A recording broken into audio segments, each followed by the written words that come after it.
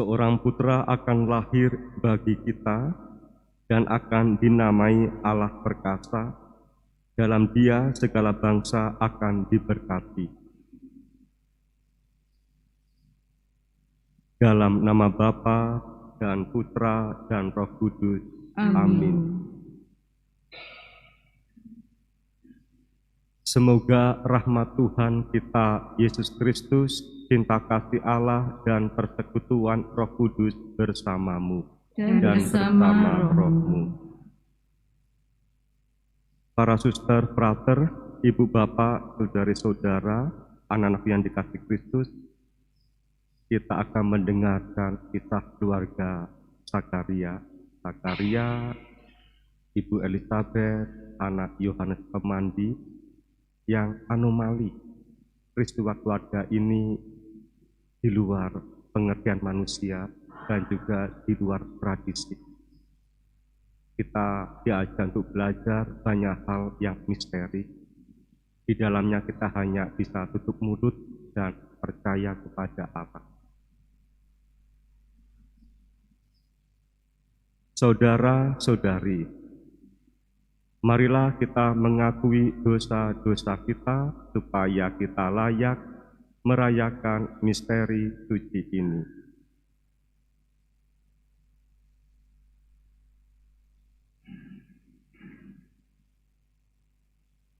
Bersama-sama saya mengaku kepada Allah yang Maha Kuasa dan pada saudara sekalian bahwa saya telah berdosa dengan pikiran dan perkataan, dengan perbuatan dan kelalaian.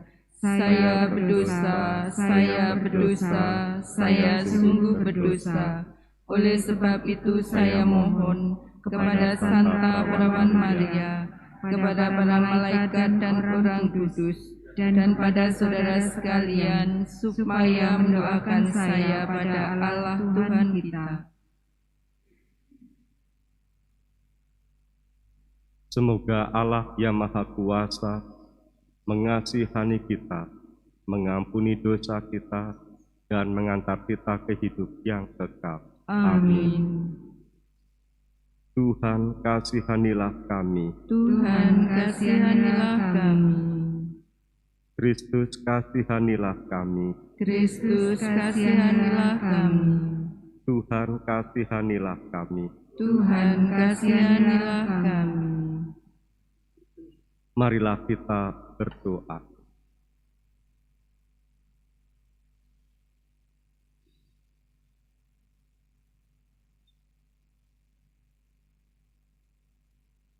Allah Bapa Maha Penyayang, datanglah segera utusan-Mu yang akan mempersiapkan jalan-Mu, dan perdengarkanlah sabda kesanggupan-Mu yang akan benar-benar terlaksana dalam diri Yesus Kristus yang sangat kami nanti-nantikan. Dengan pengantaraan Yesus Kristus Tuhan dan pengantara kami, yang bersama-Mu dalam persatuan Roh Kudus hidup dan berkuasa, Allah kini dan sepanjang masa. Amin.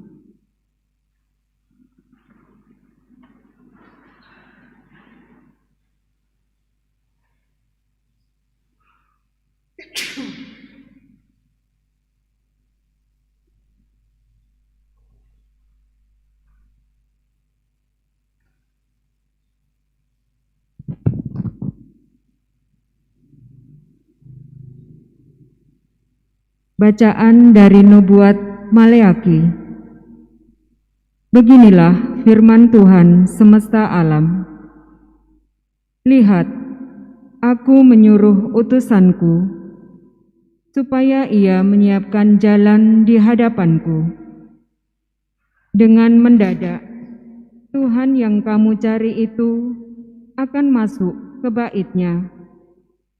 Malaikat perjanjian yang kamu kehendaki itu, sungguh ia datang.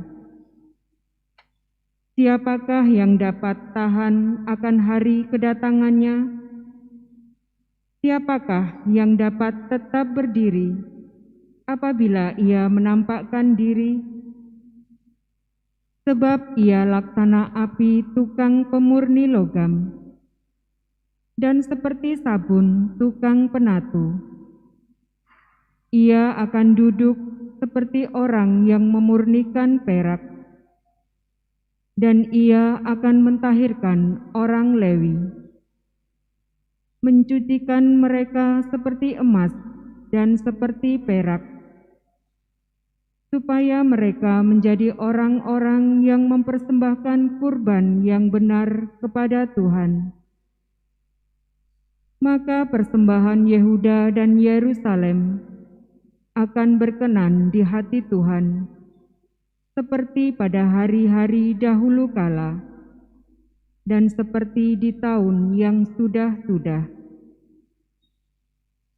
Sesungguhnya, Aku akan mengutus Nabi Elia kepadamu menjelang datangnya hari Tuhan yang besar dan dahsyat itu.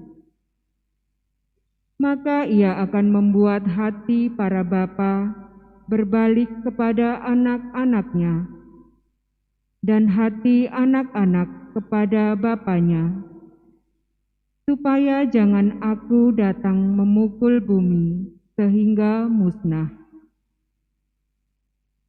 Demikianlah sabda Tuhan. Syukur pada Allah. Bangkitlah dan angkatlah mukamu, sebab penyelamatanmu sudah dekat. Bangkitlah dan angkatlah mukamu, sebab penyelamatmu sudah dekat. Beritahukanlah jalan-jalanmu kepadaku, ya Tuhan. Tunjukkanlah lorong-lorongmu kepadaku. Bawalah aku berjalan dalam kebenaran-Mu dan ajarlah aku. Sebab Engkaulah Allah yang menyelamatkan daku. Bangkitlah dan angkatlah mukamu, sebab penyelamatmu sudah dekat. Tuhan itu baik dan benar. Sebab itu, Ia menunjukkan jalan kepada orang yang sesat. Ia membimbing orang-orang yang rendah hati menurut hukum, dan mengajarkan jalannya kepada orang-orang yang bersahaja. Bangkitlah dan angkatlah mukamu, sebab penyelamatmu sudah dekat. Segala jalan Tuhan adalah kasih setia dan kebenaran bagi orang yang berpegang pada perjanjiannya. Dan peringatan-peringatannya, Tuhan bergaul karib dengan orang yang takwa kepadanya, dan perjanjiannya Ia beritahukan kepada mereka. Bangkitlah dan angkatlah mukamu, sebab penyelamatmu sudah dekat. Haleluya, haleluya, haleluya.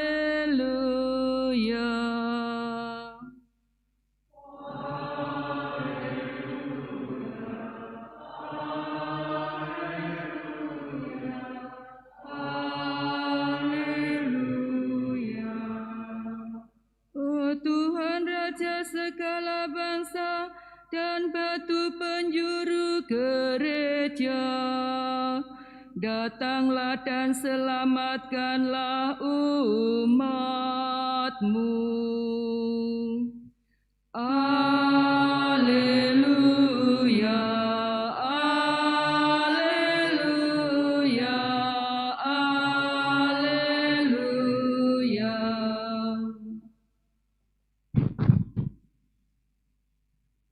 Tuhan bersamamu Dan dan bersama bersama rohmu. rohmu. Inilah Injil suci menurut Lukas. Dimuliakanlah Tuhan.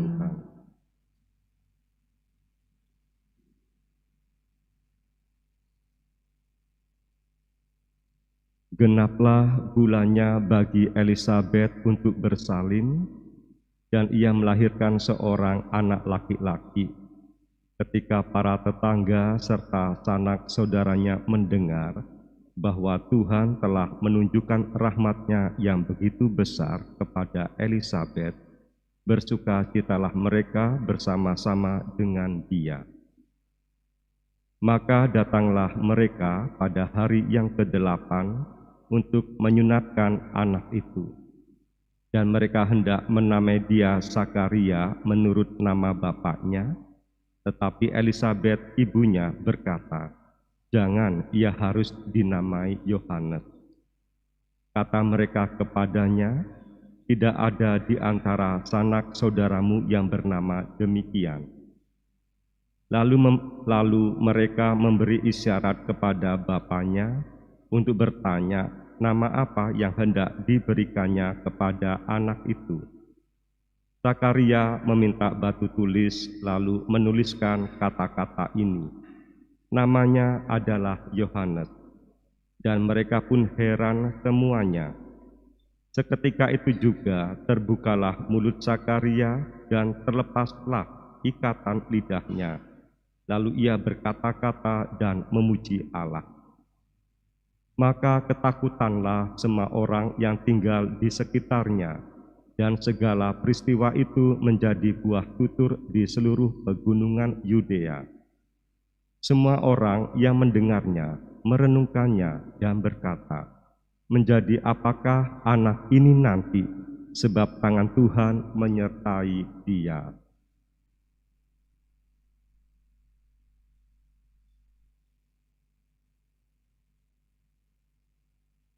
Demikianlah sabda Tuhan. Terpujilah Kristus.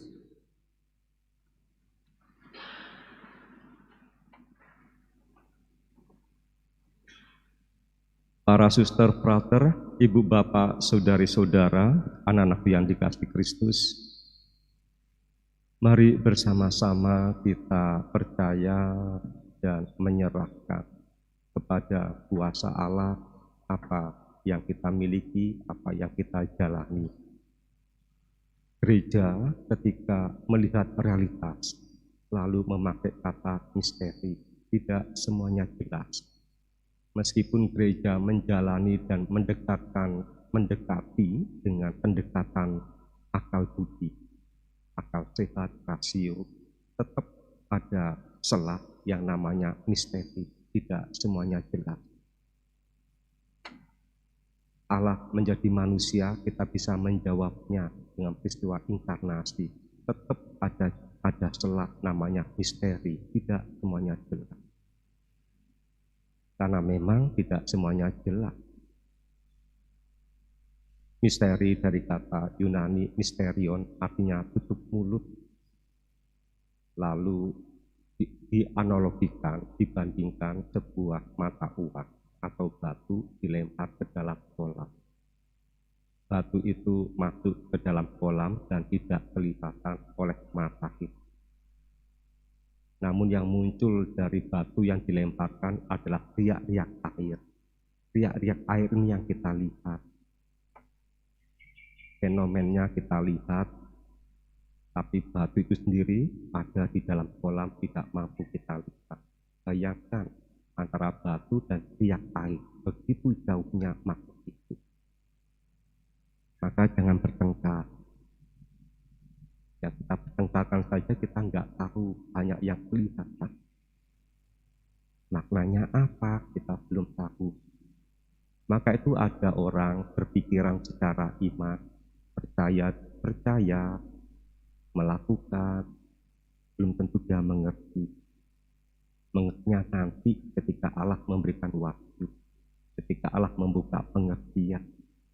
Maka orang-orang ini mengatakan, bukan aku yang mengerti, tapi Allah yang mengertikan diriku, yang memberi pengertian pada diriku. Bukan aku yang memperoleh, tapi Allah yang memberikannya, menganugerah. Ini sikap yang rendah hati dalam kehidupan. Kita lihat peristiwa keluarga Sakaria ini yang pertama-tama mengatasi, ya, peristiwa ini anomali, tidak seperti pada umumnya.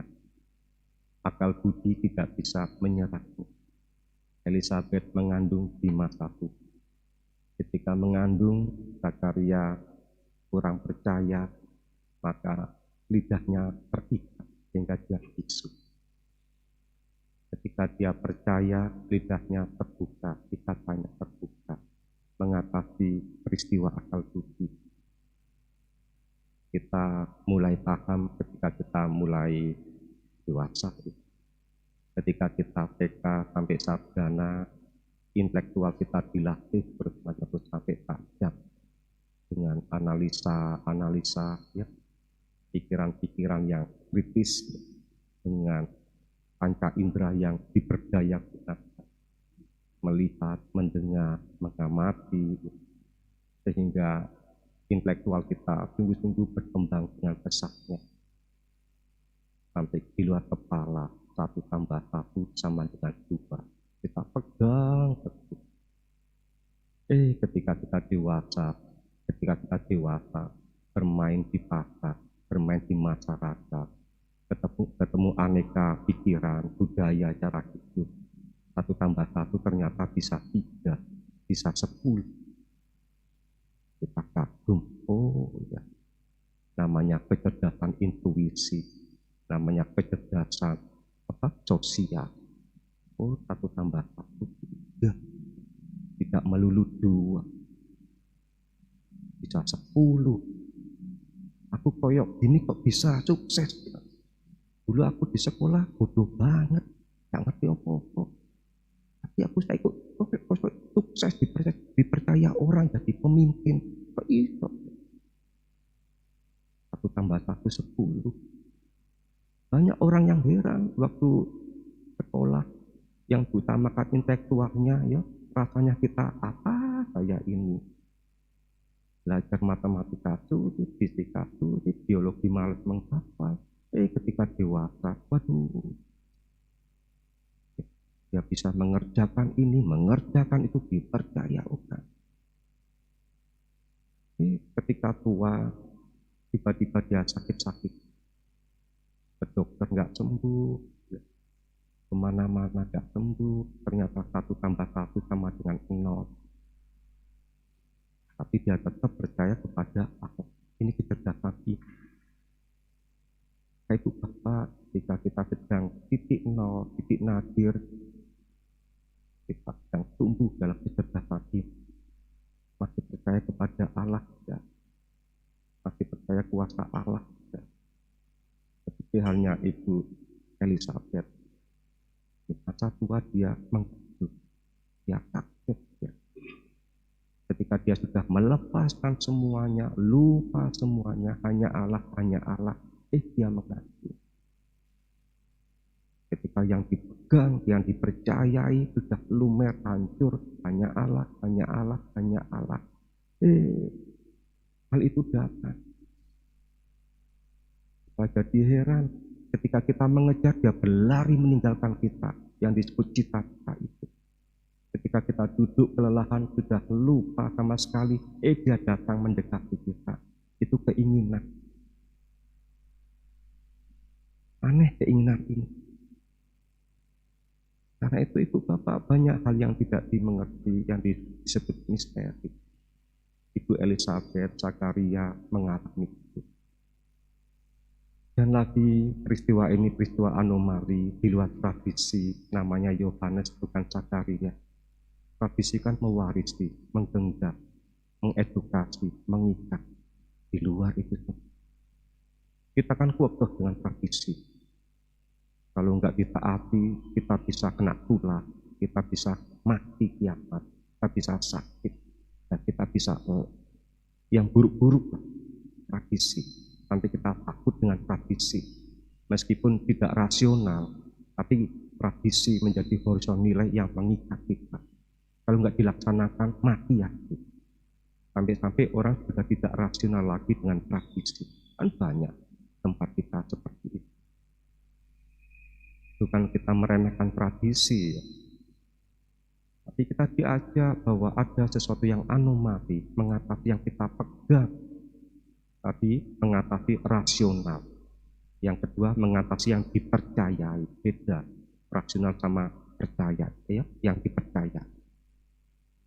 Mungkin yang dipercaya bersifat peristiwa-peristiwa. Kalau dibedah nggak ada rasionalnya, hanya mengalami percaya.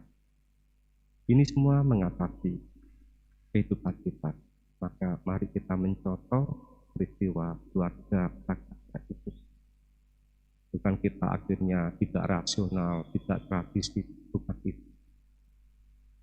Tetap ada ruang yang disebut misteri. Maka dalam kehidupan kita, meskipun kita cakap, terampil, jangan sombong, jangan gegabah. Meskipun kita sarjana, ikut berbagai kursus, punya banyak pengalaman ya yang membuktikan kebenaran itu, tetap jangan gegabah. Ada ruang yang masih gelap. Sehingga kita hanya tutup mulut dan percaya kepada sesuatu yang ilahi yang mengatasi kemampuan kita. Tetap kita masih bergantung pada kuasa-kuasa. Mari semoga peristiwa keluarga Zakaria ini menjadi contoh bagi kita atas luasnya kehidupan, ya, sehingga dalamnya ada misteri. Demikian juga Natal yang kita rayakan, betapa luasnya Natal itu.